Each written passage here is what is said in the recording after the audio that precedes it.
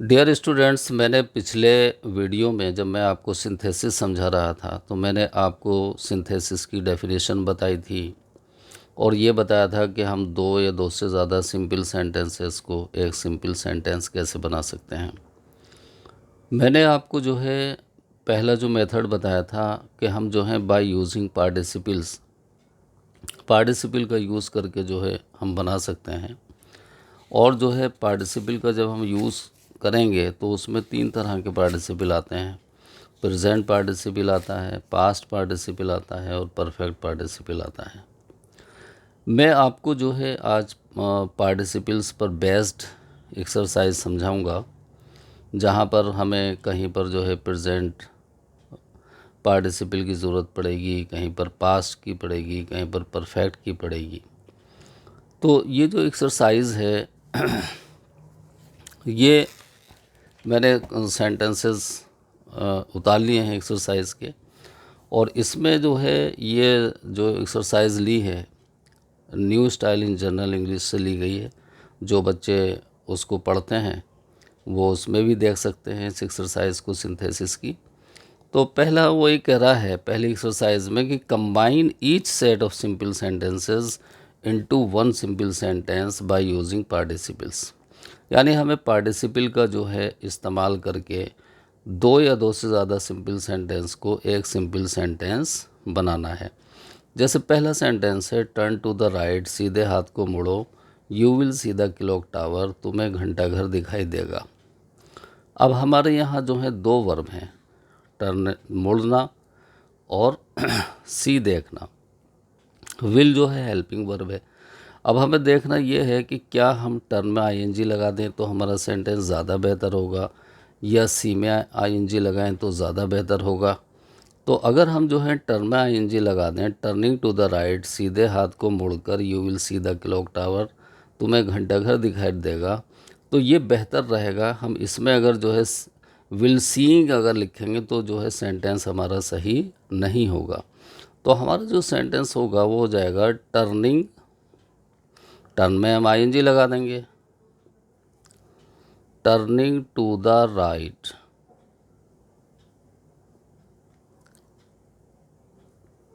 You will सी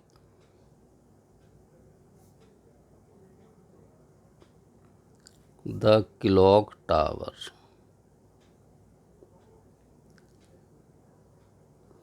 दूसरा sentence देखिए, the boy saw the danger, लड़के ने खतरा देखा, ही टर्न बिहाइंड, वो पीछे मुड़ गया। अब इसमें भी जो है हमारे दो वर्ब हैं, एक सा है और एक टर्न है। हमें देखना है कि क्या हम सा में आईएनजी लगा सकते हैं, साइंग तो हो नहीं सकता, तो फर्स्ट फॉर्म ले लेंगे सी, उसमें लग जाएगी, इधर टर्निंग हो जाएगा। देखना यह है कि कौन से वाले में। कभी कभी ये भी हो सकता है कि सेकंड सेंटेंस में मैं जो है आईएनजी लगानी पड़ सकती है, या सेकंड सेंटेंस को पहले लेना पड़ सकता है। हमें जो होता है सेंस देखना होता है कि हमारा सेंस जो है, जो मीनिंग क्लियर हो रहा है वो कौन से वाले से हो रहा है।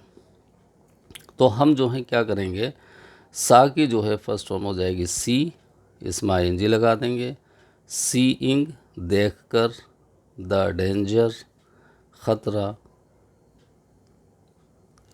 द बॉय टर्न बिहाइंड, लड़का पीछे मुड़ गया। क्योंकि ही जो है बॉय के लिए इस्तेमाल हुआ है और हमें जो है सिंपल सेंटेंस में एक ही हमें सब्जेक्ट की ज़रूरत पड़ती है और एक ही हमें जो है वर्ब की ज़रूरत पड़ती है, इसलिए इसका भी हमें ध्यान रखना है। कहीं ऐसा ना हो जाए कि दो वर्ब आ जाएं, कहीं ऐसा ना हो जाए कि दो सब्जेक्ट आ जाएं। एक ही हमें सब्जेक्ट चाहिए और एक ही हमें वर्ब चाहिए, तभी हमारा वो सिंपल सेंटेंस कहलाएगा। थर्ड है टाइगर वाज हंग्री, एक चीता भूखा था, ही किल्ड ए बुलक, उसने एक बैल को मारा, द बुलक वाज हेफ्टी, बैल जो है हट्टा खट्टा था या मोटा ताज़ा था। इसको जो है आप दो तरह से बना सकते हैं, या तो वाज की जगह आप बीइंग लगा लीजिए, being hungry a tiger killed A hefty bullock, या दूसरी तरह से आप बना सकते हैं a hungry tiger killed a hefty bullock. A hungry एक भूखे चीते ने, ये उसकी विशेषता हो जाएगी। A hungry tiger killed a hefty bullock।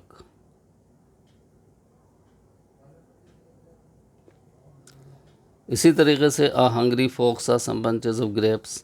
एक भूखी लोमड़ी ने देखे कुछ गुच्छे अंगूरों के, देवर हैंगिंग फ्रॉम ए वाइन, वो बेल से लटके हुए थे। ये तो बिल्कुल बहुत ही आसान है, क्योंकि अगर हम जो है देवर को हटा दें तो हैंग में हमें लगा लगाया मिला और ये पार्टिसिपल बन जाएगा। जब हम इसको जो है दूसरे सेंटेंस से जोड़ेंगे तो हमारा हो जाएगा अ हंग्री फॉक्स सा सम बंचेस ऑफ ग्रेप्स। एक भूखी लोमड़ी ने देखे कुछ गुच्छे अंगूरों के, हैंगिंग फ्रॉम ए वाइन, लटके हुए बेल से। A hungry fox saw some bunches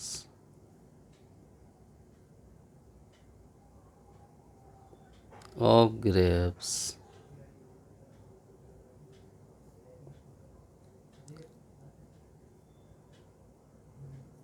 hanging from a vine। Fifth देखिए, Sinni found the book. Sinni ने किताब पाली। द बुक वाज लॉस्ट, किताब खो गई थी। अगर हम लॉस्ट को बुक से पहले लिख दें तो ये एडजेक्टिव का काम करने लगेगा। खोई हुई किताब पास्ट पार्टिसिपल बन जाएगा। बहुत ही सिंपल है, हमारा हो जाएगा सिन्नी फाउंड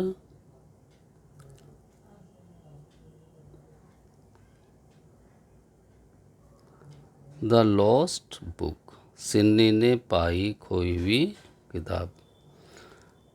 सिक्स देखिए, we saw a soldier he was badly wounded. हमने एक सिपाही को देखा, वो बुरी तरह से घायल था। हम ये भी कह सकते हैं कि हमने एक बुरी तरह से घायल सिपाही को देखा। We saw a badly wounded soldier. We saw a badly wounded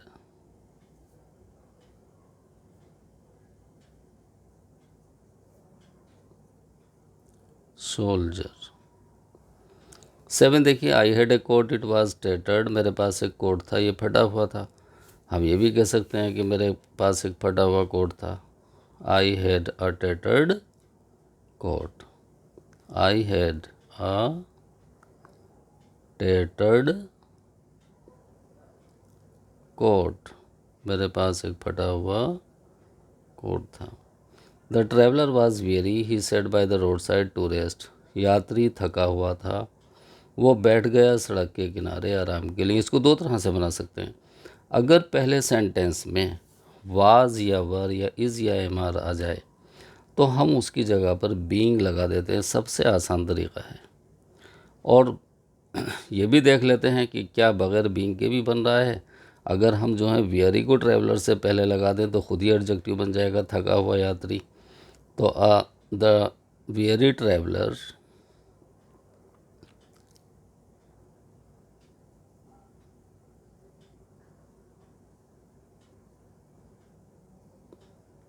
sat by the roadside to rest।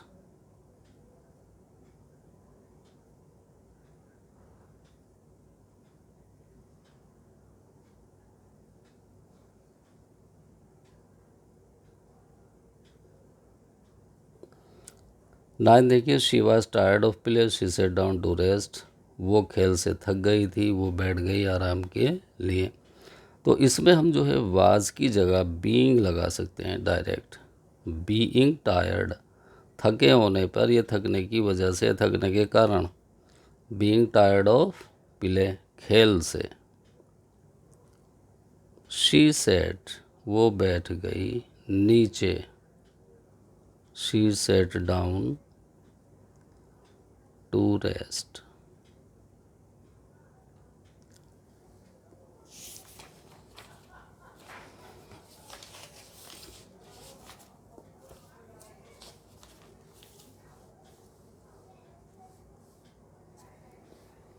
Tenth देखिए, I saw the dead body near the hospital, it was covered with a white cloth. मैंने देखा एक मृतक शरीर hospital के करीब या निकट, ये ढका हुआ था सफ़ेद कपड़े से।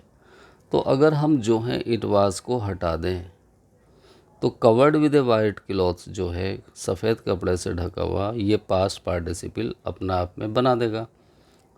तो हमारा सेंटेंस हो जाएगा आई saw the dead body near the hospital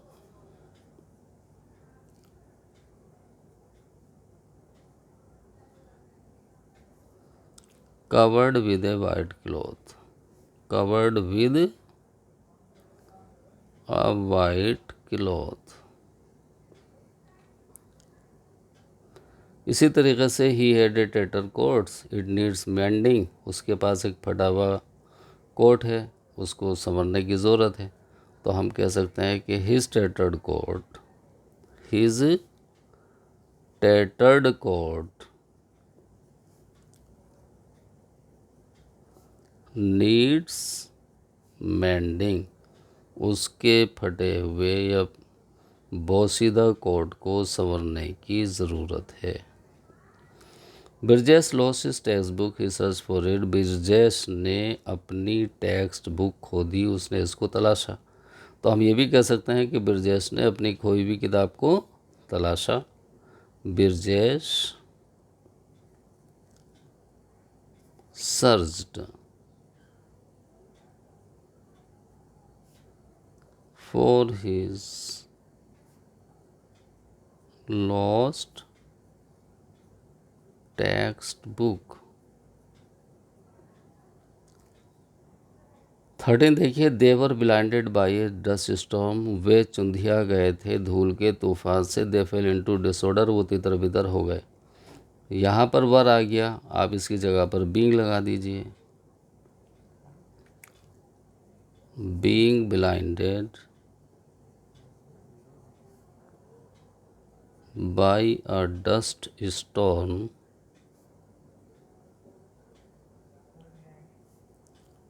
they fell into disorder। 14 देखिए, he was deceived by his friends, उसको धोखा दिया गया था उसके मित्रों के द्वारा। ही lost all hope, उसने अपनी पूरी उम्मीद खो दी। फिर इसमें बाज आ गया, बीइंग लगा दीजिए उसकी जगह पर। Being deceived by his friends he lost all hope. 15 देखिए, the old beggar was driven by hunger, बूढ़े आदमी ने भूख से तंग आकर he stole a piece of bread, उसने चुराया रोटी का एक टुकड़ा। तो यहाँ पर जो है द ओल्ड बेगर, अब हम अगर वाज को हटा देते हैं और इधर से ही को हटा दें तो हमारा सेंटेंस बहुत आसानी से बन जाएगा। हमारा सेंटेंस हो जाएगा the old beggar driven by hunger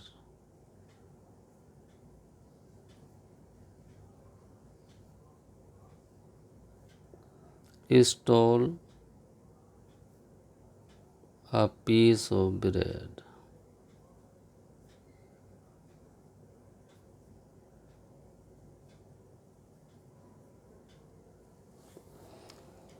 तो डियर स्टूडेंट्स, मुझे उम्मीद है कि आपने इसको जो है समझ लिया होगा और इसको आप थोड़ी प्रैक्टिस कीजिए। कुछ और सेंटेंसेस अगर आपके पास कोई दूसरी बुक्स हैं उनसे, जिनसे भी आप स्टडी कर रहे हो, जो भी पब्लिकेशंस हो, आप उनको देखिए। क्योंकि हमें जब मेथड आ जाता है तो कोई सा भी सेंटेंस हो, चाहे वो 2 हो या 3 हो, हम बहुत आसानी से उनको कर लेते हैं। Thank you very much.